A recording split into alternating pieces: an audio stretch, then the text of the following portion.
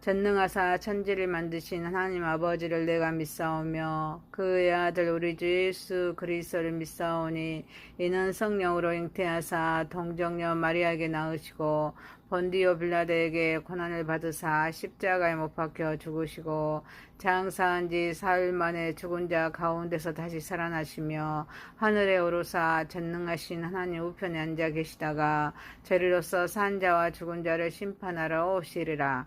성령을 믿사오며 거룩한 공회와 성도가 서로 교통하는 것과 죄를 사하여 주시는 것과 몸이 다시 사는 것과 영원히 사는 것을 믿사옵나이다. 아멘. 찬송가 383장입니다. 눈을 들어 산을 보니 도움 어디서나 전지 지은 주 하나님 나를 도와주시네. 나의 버리실 적 않게 주가 깨어 지키며 택한 백성 항상 지켜 길이 보호하시네.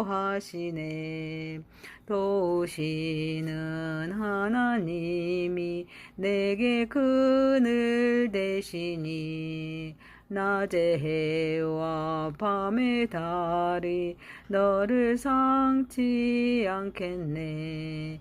내게 화를 주지 않고 오늘 보호하시며 너의 주를 지금부터 영영 인도하시리. 아멘. 열왕기하서 14장 17절에서 29절입니다. 이스라엘의 왕 여호아스의 아들 요아스가 죽은 후에도 유다의 왕 요아스의 아들 아마샤가 15년간을 생존하였더라. 아마샤의 남은 행적은 유다 왕 역대지략에 기록되지 아니하였느냐. 예루살렘에서 무리가 그를 반역한 고로 그가 라기스로 도망하였더니 반역한 무리가 사람을 라기스로 따라 보내 그를 거기서 죽이게 하고 그 시체를 말에 실어다가 예루살렘에서 그의 조상들과 함께 다윗성에 장사하니라. 유다 온 백성이 아사랴를 그의 아버지 아마샤를 대신하여 왕으로 삼으니 그때 그의 나이가 16세라. 아마샤가 그의 조상들과 함께 잔후에 아사랴가 엘랏을 건축하여 유다에 복귀시켰더라. 유다의 왕 요아스의 아들 아마샤 제15년에 이스라엘 왕 요아스의 아들 여로보암이 사마리아에서 왕이 되어 41년간 다스렸으며 여호와 보시기에 악을 행하며 이스라엘에게 범죄하게 한 느밧의 아들 여로보암의 모든 죄에서 떠나지 아니하였더라. 이스라엘의 하나님 여호와께서 그의 종 가흐헤벨 아미떼의 아들 선지자 요나를 통하여 하신 말씀과 같이 여로보암이 이스라엘 영토를 회복하되 하맛 어귀에서부터 아라바 바다까지 하였으니 이는 여호와께서 이스라엘의 고난이 심하여 매인자도 없고 노인자도 없고 이스라엘을 도울 자도 없음을 보셨고 여호와께서 또 이스라엘의 이름을 천하에서 없이 하겠다고 아니하셨으므로 요아스 아들 여로보암의 손으로 구원하심이더라. 여로보암의 남은 사적과 모든 행한 일과 싸운 업적과 다메섹을 회복한 일과 이전에 유다에 속하였던 하맛을 이스라엘에 돌린 일은 이스라엘 왕 역대지략에 기록되지 아니하였느냐. 여로보암이 그의 조상 이스라엘의 왕들과 함께 자고 그의 아들 스가랴가 대신하여 왕이 되니라. 전능하신 하나님 아버지, 우리 예배를 받으시옵소서. 예수님의 이름으로 기도하옵나이다. 아멘.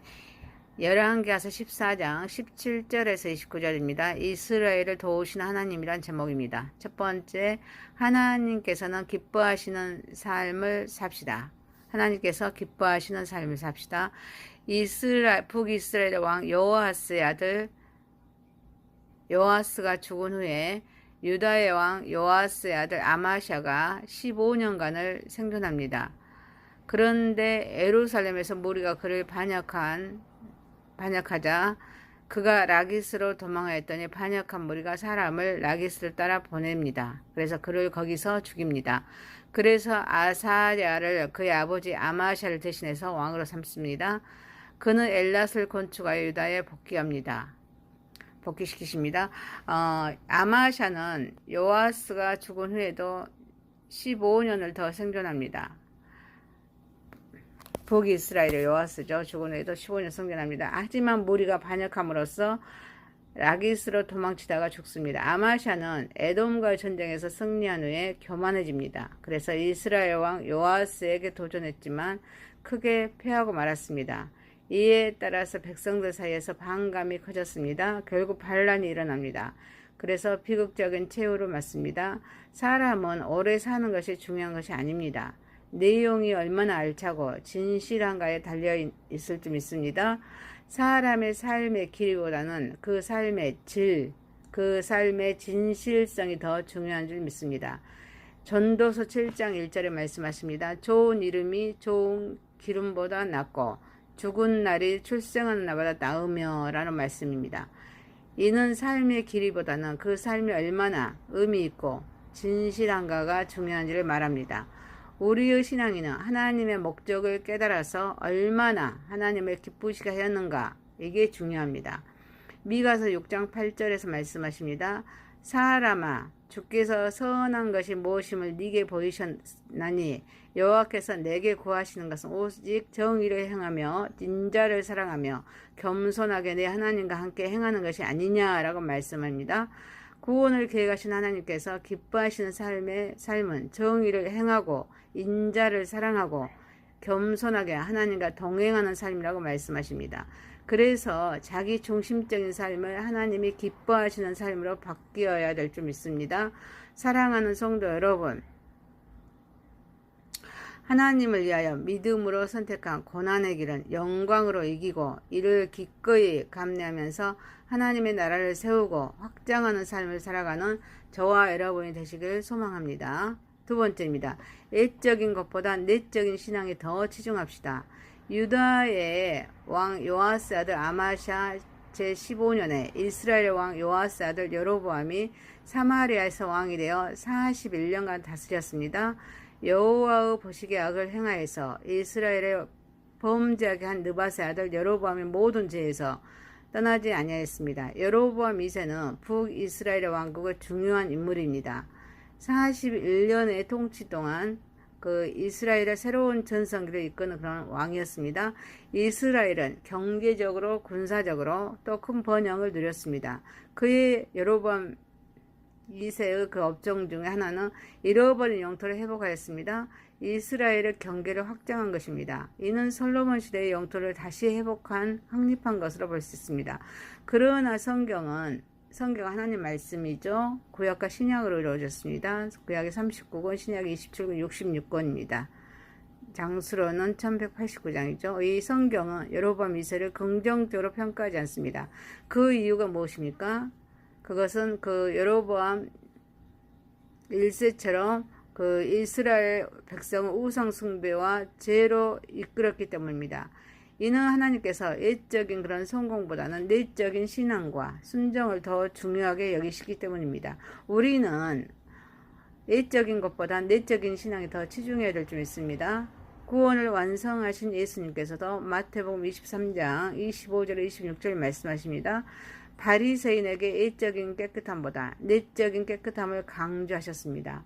이를 위하여서는 우리는 늘 믿음, 기도 생활, 말씀 묵상, 그리고 하나님과의 그런 교제를 통해서 강화해야 될 줄 믿습니다. 그래서 바울은 경건의 연습을 말하고 있습니다. 경건의 연습은 단순히 외적인 행위가 아니라 마음과 영혼을 하나님께 더 가까이 나아가게 하는 그런 훈련입니다. 이를 통해서 우리는 더 깊은 신앙과 하나님과 그런 친밀한 관계를 형성할 수가 있습니다.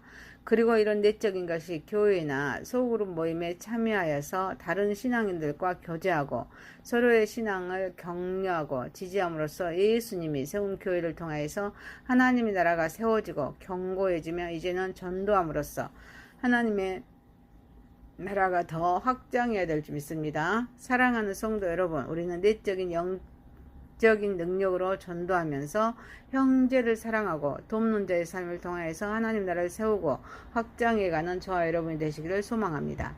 세 번째입니다. 이스라엘을 도우신 하나님이십니다.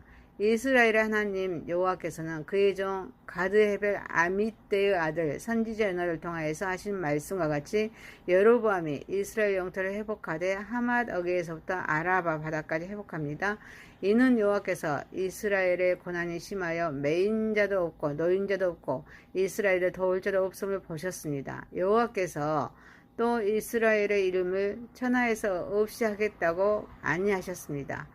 요아스의 아들 여로보암 손으로 구원하셨기 때문입니다. 하나님은 악인이나 불신자를 도구로 사용하십니다.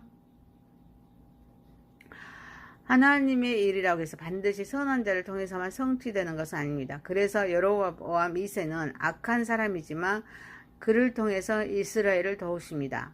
구원을 계획하신 하나님이 이스라엘을 불쌍히 여겨서 나타난 그런 결과입니다. 곧 하나님의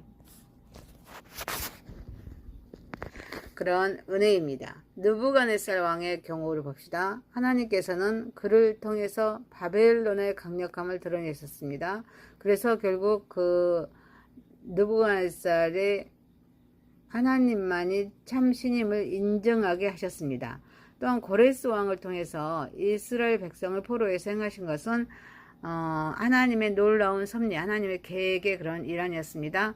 구원을 계획하신 하나님께서 모든 상황과 사람들을 사용하셨습니다. 그래서 하나님의 뜻을 이루십니다.